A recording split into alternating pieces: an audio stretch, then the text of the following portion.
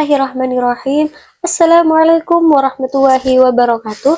Perkenalkan, nama saya Karimatul Jannah dengan NIM 2221010200026. Program Studi Pendidikan Bahasa Arab Universitas Negeri Kiai Haji Ahmad Siddiq Jember. Video ini saya buat untuk memenuhi tugas akhir semester pada mata kuliah Tarjamah Fauliyah Indonesia Arabia yang diampu oleh Dr. Asep Maulana MPDI. Baik, pada video kali ini saya akan menerjemahkan video berbahasa Arab dari YouTube ke dalam bahasa Indonesia. Serta saya akan memaparkan beberapa strategi yang saya gunakan dalam penerjemahan tersebut, dan juga saya akan menyebutkan kosakata baru yang ada dalam video tersebut. Selamat menyaksikan. Baik, video kali ini berjudul Kaifa tata'amalu ma'al mushkilatil amali wal hayati wa hal tastati'u hallaha hallul mushkilati bistihdami namudaj. Bagaimana cara Anda menghadapi masalah pekerjaan dan kehidupan? Apakah Anda mampu menyelesaikannya? Penyelesaian masalah dengan menggunakan model ideal.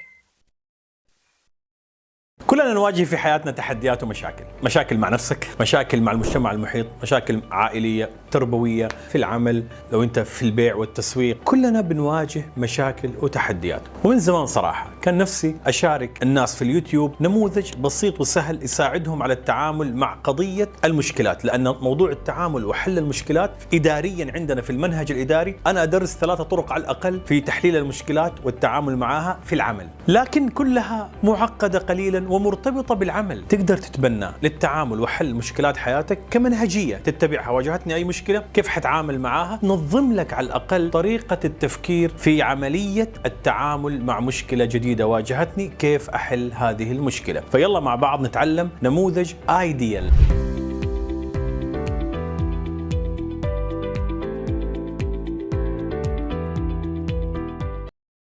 Kita semua menghadapi tantangan dan masalah masing-masing. Masalah dengan diri sendiri, masalah dengan masyarakat sekitar, masalah keluarga, pendidikan, dan juga di tempat kerja, termasuk jika kamu berada di bidang penjualan dan pemasaran. Kita semua menghadapi masalah dan tantangan. Sejujurnya, sejak lama saya ingin berbagi kepada orang-orang di YouTube sebuah model sederhana dan mudah dipahami yang dapat membantu mereka dalam menangani persoalan masalah. Karena dalam pendekatan administratif, di dalam kurikulum manajemen saya mengajarkan setidaknya 3 metode dalam menganalisis dan menangani masalah di tempat kerja. Namun, semuanya agak rumit dan berkaitan dengan pekerjaan. Padahal, model ini bisa diadopsi untuk menangani masalah dalam kehidupan sehari-hari sebagai suatu metodologi yang dapat diikuti. Jika saya menghadapi satu masalah, bagaimana cara saya menanganinya? Setidaknya, model ini akan memberimu cara berpikir dalam menghadapi masalah baru yang muncul. Jadi, mari bersama-sama mempelajari model ideal. ايديال هي عبارة عن 5 حروف مع بعض، هذه الحروف مجتمعة تكون كلمة ايديال، بس كل حرف فيها وبالتسلسل هو خطوة من خطوات حل المشكلة. ايديال بروبلم سولفينج موديل. خلينا نتعلم مع بعض هذا النموذج، هذا ابسط نموذج وجدته، غاية في الروعة، سهل، جامع لكل المراحل وما في له اي تعقيد وما حتنساه، حيوصلك لحل المشكلة بطريقة مثالية. ايديال يعني مثالي كذا، لو جينا نعطيها شوية معنى. ويلا نبدأ خطوة بخطوة نتعلم كيف نحل مشاكلنا او منهجية تساعدنا في التفكير في حل المشاكل. نبدأ بالحرف الأول، حرف الآي. آي من identify the problem، عرف المشكلة. أنا لازم أعرف إيش هي المشكلة. ما تشوفوا أحيانا نكون قاعدين نتكلم يمكن نص ساعة، بالذات في العوائل المنفتحة على أسلوب الكلام الحماس، تلاقي الحماس مو طبيعي ومدري، هم طبيعتهم يتكلموا بصوت عالي، فيطلع واحد يقول يا أخي ترى لين دحين ماني عارف إيش المشكلة. أو نكون في اجتماع عمل وتبدأ النقاشات الحادة، وبعدين يجي واحد يقول يا جماعة إيش هي المشكلة، بعرف المشكلة هي، وهنا كمان.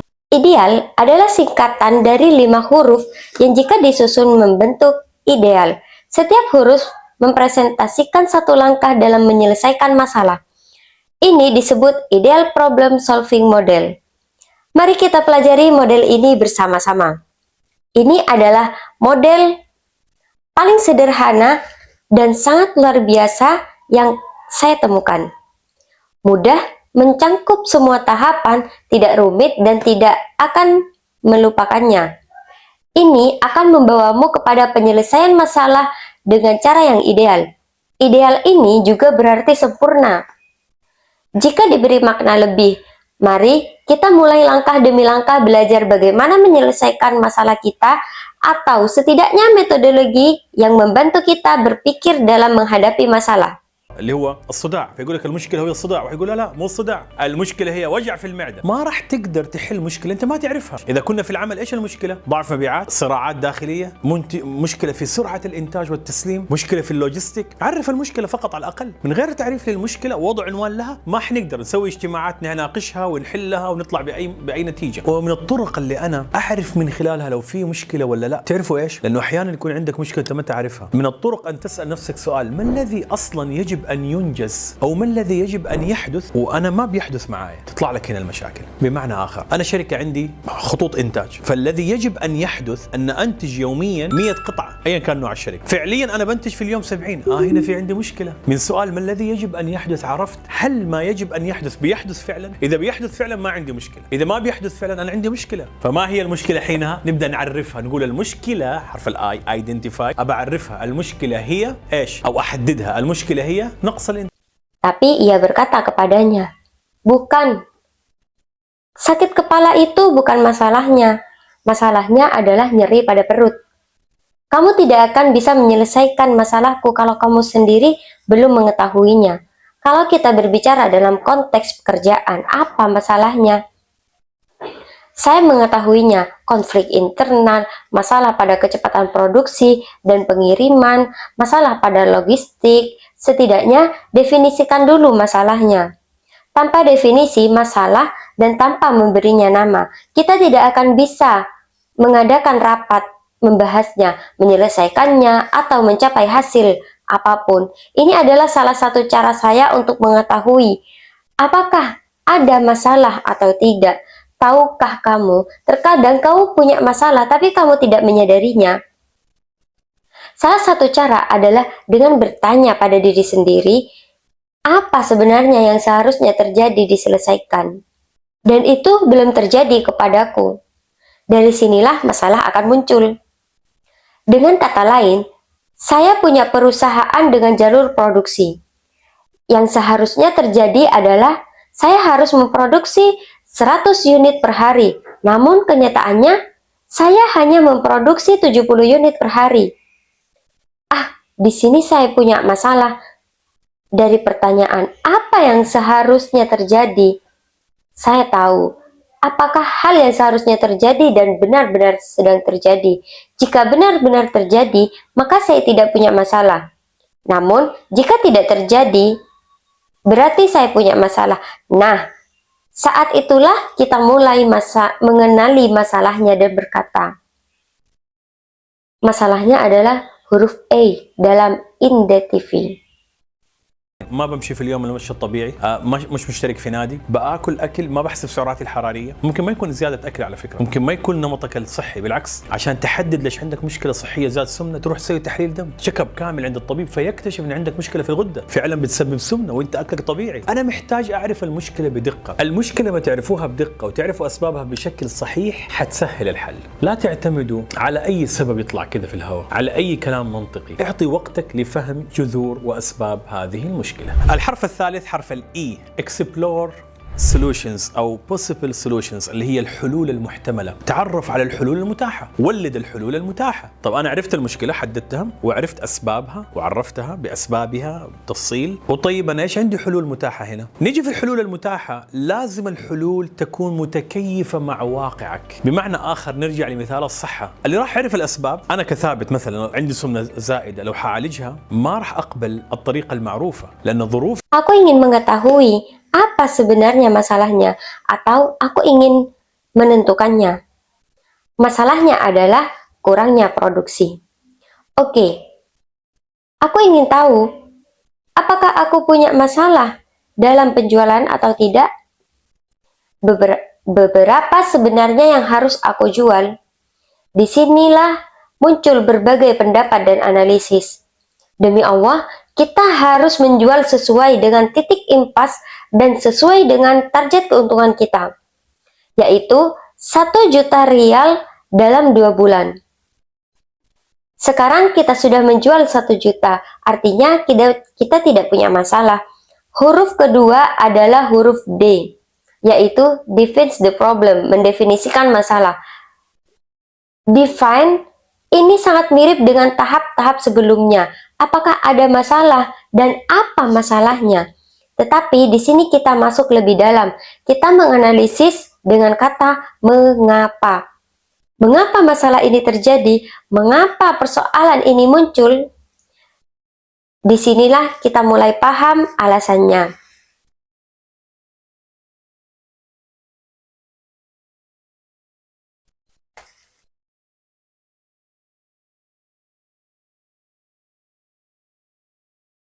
Itu penting, karena kadang-kadang seorang tidak sadar bahwa ada masalah. Masalah itu perlu diberi waktu untuk dianalisis.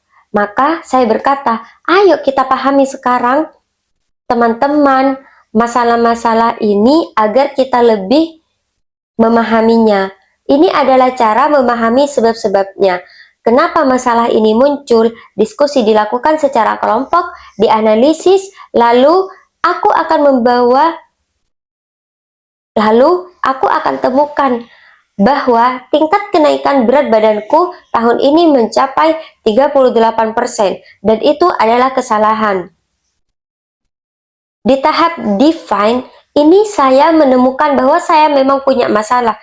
Kenapa kamu punya masalah ini dan apa yang berpengaruh karenanya? Semua itu didiskusikan di tahap define. معروفة لأن ظروفي ما تسمح لي إنك تقول لي أبغاك كل يوم الصباح تسوي ده التمرين والظهر تسوي هذه والعصر لا لحظة شوية. لما نزلت وزني في النظام الغذائي لما كنت قاعد مع المعالج أعطاني جدول قلت له أنا ما أمشي على جداول. أنا أعرف نفسي أنا مرة أتغدى في البيت مرة في الشارع مرة في المكتب مرة في الطيارة. ظروفي ما تسمح لي أمشي على جدول مو مستقر. طبيعتي أحيانا أداوم في مكتبي 12 ساعة وأحيانا ما أروح المكتب فكيف تبغاني أنا أضبط وجباتي؟ تكتب لي والله الغداء أبغاك تاكل مدري كم حبة زيتون مع جبنة فيتا. طبعا فين اجيب لك الجبنه الفيتا هنا في مكتبي؟ ما اللي يبيعوا حواليا كلها جبنه شيدر ولا فين اجيب لك اللي انت تبغاه؟ ما ينفع معايا. اول ما كنت قاعد فعلا مع المعالج قلت له انا ما امشي على جداول. قال لي كيف؟ اول مره يعني عميل عندي يرفض الجدول. قلت له انا ما يمشي معايا جدول. قال ايش اللي يمشي معك؟ قلت له اعطيني فلسفه النظام، يعني قول لي ابغاك في اليوم تاكل دهون بهذا الحجم، كربوهيدرات لا تزيدها عن كذا، اعطيني استراتيجي وخلينا اسوي جدول بنفسي كل يوم حسب ظروفي. وفعلا اشتغلنا على سيستم قائم على البرسنتج والنسب وقلت له خلاص هذه بالنسبه لي سهله، يعني تقول لي اليوم غداك ثابت خليه يكون بروتين. Saya tidak berjalan setiap hari seperti yang saya seharusnya. Saya tidak terdaftar di klub olahraga dan saya makan tanpa menghitung kalori. Jadi, sebenarnya bukan karena makanan yang saya konsumsi berlebihan. Bisa jadi gaya hidup saya yang tidak sehat, sebaliknya dari yang seharusnya. Untuk mengetahui mengapa saya memiliki masalah kesehatan seperti kelebihan berat badan, saya perlu melakukan tes darah lengkap di dokter.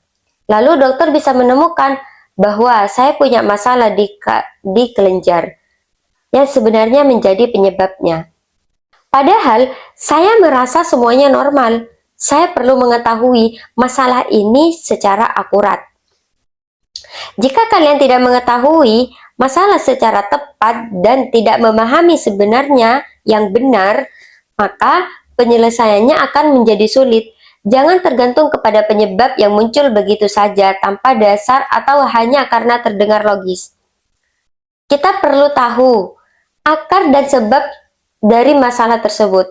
Sehingga huruf ketiga adalah huruf E, yaitu explore, yang berarti mencari solusi yang memungkinkan. Cari tahu solusi yang tersedia dan ciptakan solusi yang memungkinkan. Setelah saya mengetahui dan menentukan masalah serta memahami penyebabnya secara rinci, maka solusi akan saya ambil harus disesuaikan dengan kondisi saya.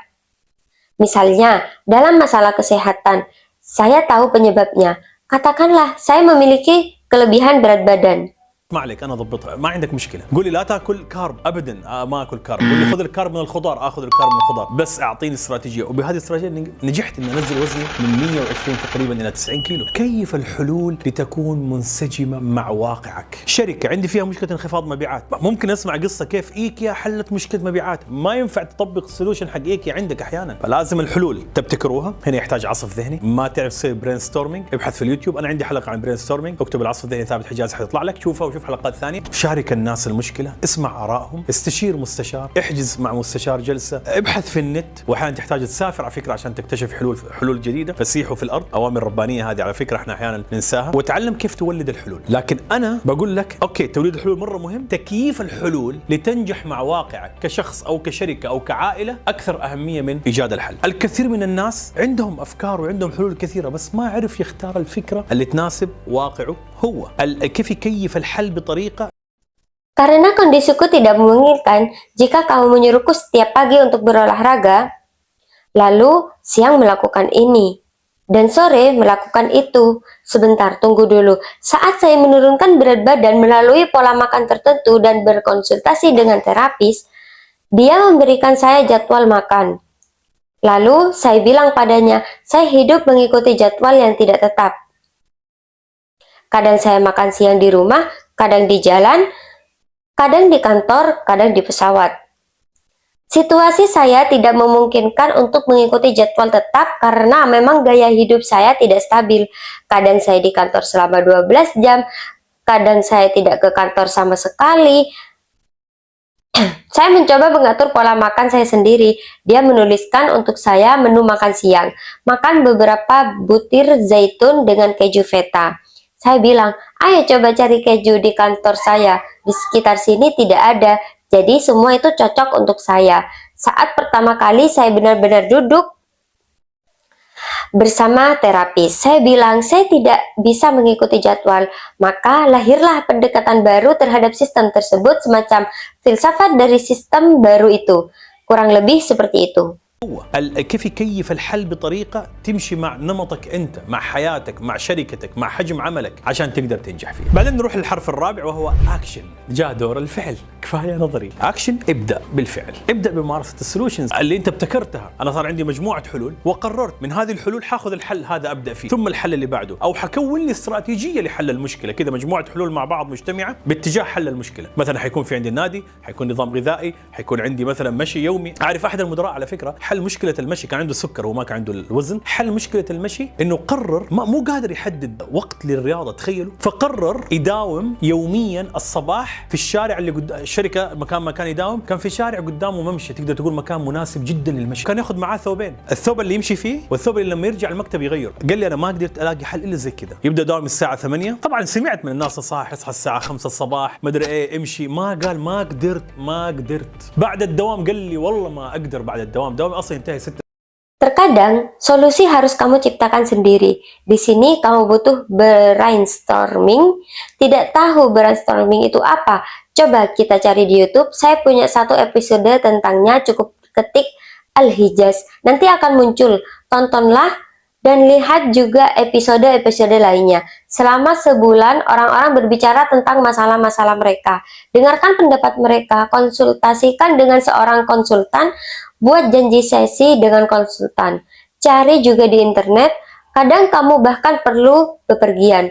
Loh, supaya bisa menemukan solusi baru, bepergian di muka bumi. Itu adalah perintah dari Tuhan. Dan ini seringkali kita lupakan. Berjalanlah bagaimana cara melahirkan solusi. Tapi saya katakan kepadamu, oke, kamu ingin solusi, maka yang paling penting adalah menyesuaikan solusi itu agar bisa berhasil dengan kenyataan hidupmu. Baik dengan individu, perusahaan, ataupun keluarga. Ini lebih penting dari sekedar metode. Banyak orang punya ide dan solusi, tetapi tidak tahu cara memilih ide yang paling cocok. دوامي اصلا ينتهي 6 7 واروح البيت، اولادي اهم، ابجلس معاهم، ابغى ما عندي وقت، اكون تعبان اصلا. فايش سوى؟ تخيلوا في تكييف الحل يكون مناسب له في مرحله الفعل، راح اخذ حل انه يكون المشي جزء من دوامه، فصار يبدا دوام الساعه 8، الساعه 8 يكون ماشي في الممشى، ويقول للموظفين اللي يبغاني الساعه 8 مو حاب ينتظر ل9 ترى قاعد امشي، يجي يتمشى معايا. صاروا الموظفين يتمشوا معاه، وصارت عاده اللي يبغاه في حاجه يقول لي ناقشني وانا بمشي. لا وفي منهم قال لي اجبرهم، فمنهم يحاولوا خليها طب اكلمك قبل، لا انا وماشي. فهو وماشي يجوا الشباب يمشوا معاه ويتكلموا ويبدا يمارس عمله، واتصالات قال لي احيانا ما في احد. خليت المشي جزء من رياضتي في العمل وتحلت المشكله. هنا تصمم استراتيجيه فعل مناسبه لك ايا كانت المشكله، وتذكر ما في حاجه اسمها ستاندرد لكل الناس، انا ابغى الايديال لك انت مش للناس كلها. فتصمم اكشن، خطه فعل انا حمشي فيها وانجح، وهذا في كل الاماكن. انا افتكر لما بدات اصنع محتوى كانت واحده من مشاكلي الفعل، كيف حيتم؟ جربت طرق لا تنتهي، صورت بنفسي. Solusi itu harus sesuai dengan gaya hidupmu, kehidupanmu, perusahaanmu, dan beban kerjaanmu agar kamu berhasil menerapkannya. Selanjutnya, kita masuk ke huruf keempat yang mengarah pada tindakan penyelesaian masalah.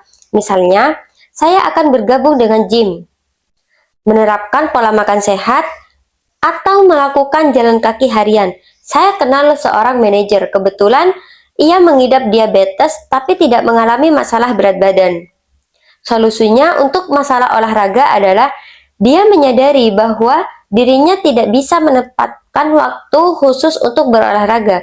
Jadi, memutuskan untuk berangkat kerja setiap pagi lewat jalan khusus untuk berolahraga. Jadi, dia memutuskan untuk berangkat kerja setiap pagi lewat jalan di depan kantornya. Dan itu adalah tempat yang sangat cocok untuk berjalan kaki. Dia membawa 2 setel pakaian, satu untuk jalan kaki dan satu lagi akan ia pakai saat sampai ke kantor.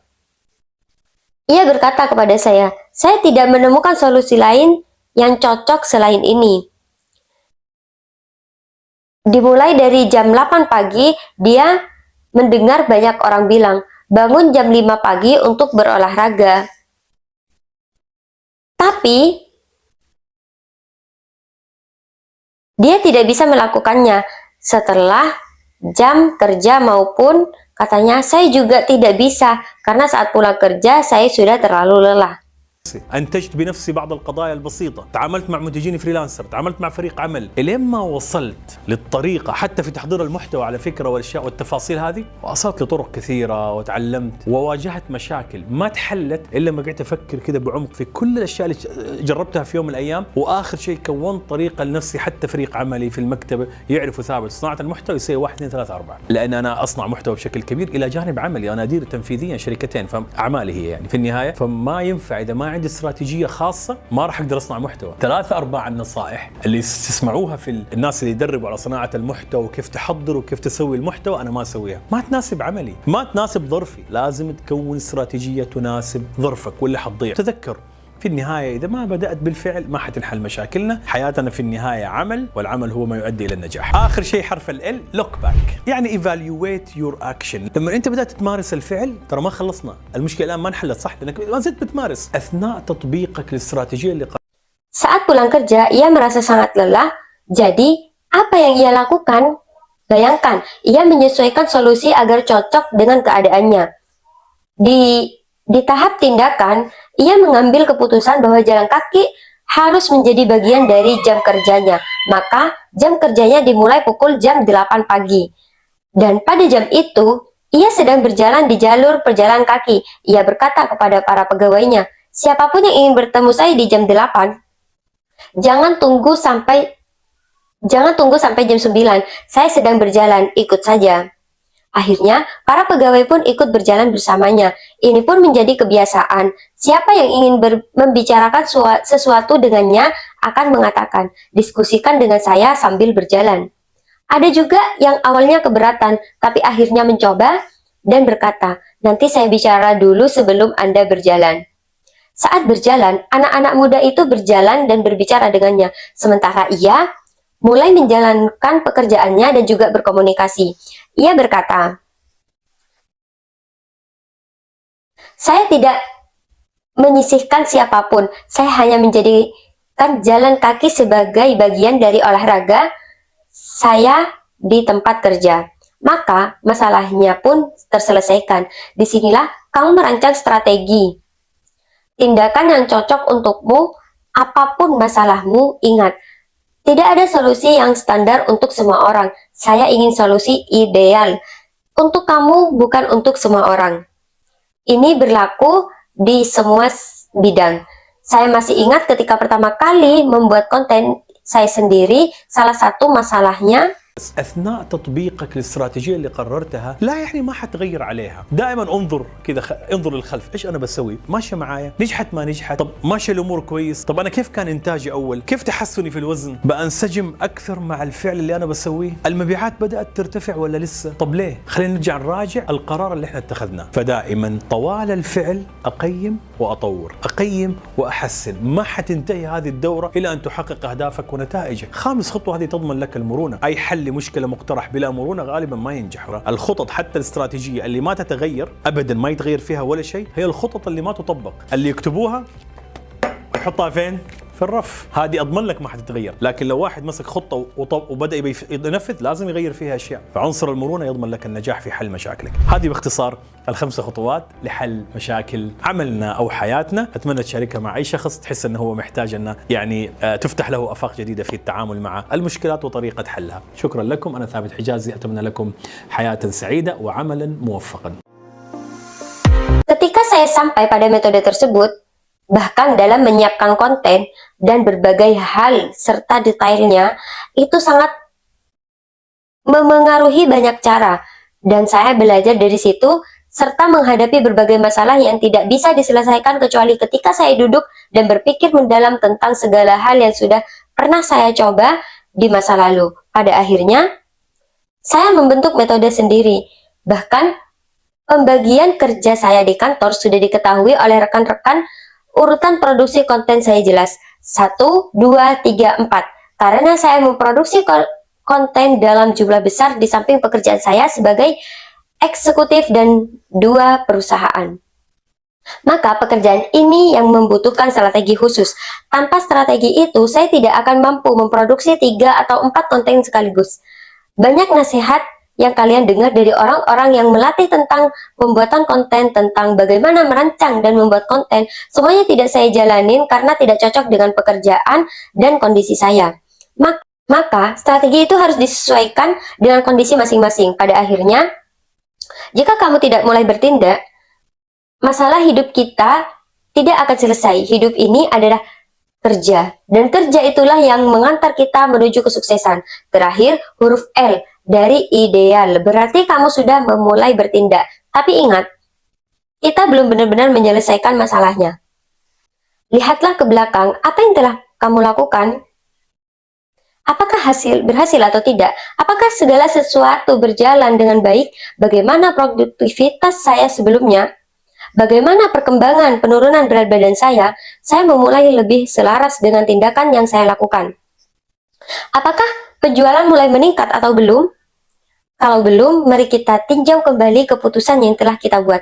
Jadi, selama proses tindakan, saya selalu mengevaluasi dan mengembangkan, menilai dan memperbaiki. Siklus ini tidak akan berakhir sampai kamu mencapai tujuan dan hasilmu. Langkah kelima ini menjamin fleksibilitas. Setiap solusi ada atas masalah. Jika tanpa fleksibilitas, biasanya tidak akan berhasil, bahkan strategi yang kaku dan tidak pernah berubah. Saya jamin, ini tidak akan membuat siapapun berubah. Tapi, kalau seorang mengambil strategi dan mulai menerapkannya, pasti akan perlu mengubah beberapa hal. Unsur fleksibilitas ini yang menjamin kesuksesan dalam penyelesaian masalah. Secara ringkas, 5 langkah untuk menyelesaikan masalah dalam pekerjaan atau kehidupan kita. Saya harap kamu membagikannya dengan orang yang menurutmu membutuhkan wawasan baru dalam menghadapi dan menyelesaikan masalah. Terima kasih, saya Sabit Hijazi. Semoga kalian mendapatkan kehidupan yang bahagia dan pekerjaan yang sukses. Wassalamualaikum warahmatullahi wabarakatuh.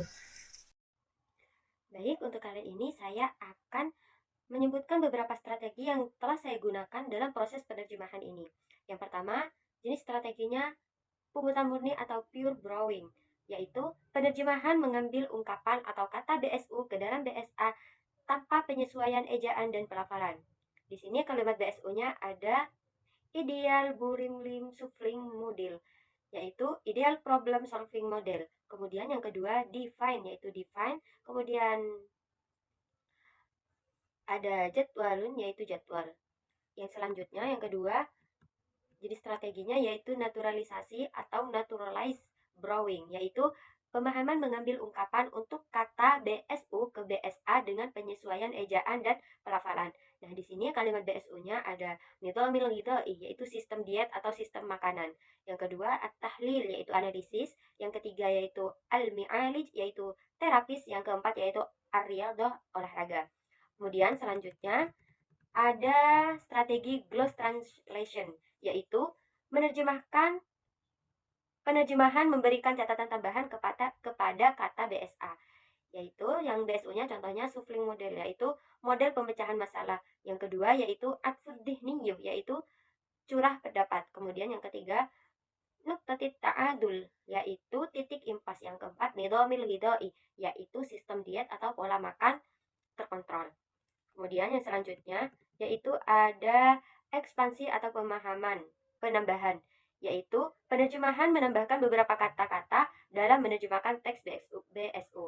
Nah, di sini contohnya khamsati hurufin ma'a ba'din, yang artinya 5 huruf yang jika digabungkan akan membentuk ideal.